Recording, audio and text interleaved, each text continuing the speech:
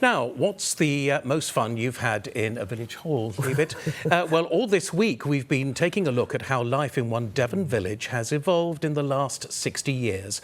A BBC documentary was filmed in Iddesleigh in 1958 and shown across the country the following year. It provided a snapshot of the issues facing rural communities. Yes, Justin has been back to the village to follow in the footsteps of the original reporter. In the final part of the series, he's been looking at the changes in the way people socialise. Almost everyone in Iddesleigh has a car these days. That wasn't the case, of course, back in the 1950s, and hardly anyone had a television either. So the village pub was the social hub, for the gentlemen at least. For the ladies, there was the WI meetings in the parish hall. Are the same that are found all over the countryside. And then everyone came together for the village dance. And socially, Iddesleigh moves with the times. 6 years ago, it was old-style country dancing. Today, it's rock and roll. Some people like a rock, some people like a roll. We're moving in a groove and going to satisfy the soul to say the party.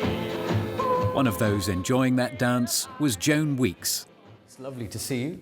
And I met up with her on the same spot in the village hall to find out what she remembered about it. What did you think when you saw the film and it was so instantly recognisable still?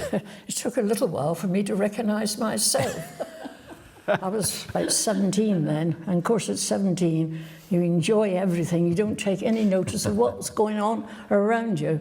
But I thoroughly enjoyed it because all my family were here. My mother was here, and many of my friends. It was lovely. And I realised the man I was dancing with was my husband later on in life. So, it seemed to be the heart and soul of village life, this hall. Yes. Tell me what it meant to the village back then. It meant an awful lot because we didn't travel then as much as we do now, and everything was more or less in the village hall, which was beautiful. How would you describe the character of Iddesleigh now compared to what it was like 60 years ago? 60 years ago, they were more or less one family altogether. You know, everybody did everything for everyone. But now we're spread more. Very nice people we've got in the village, but they can go further afield and do everything, not group together as much as we used to.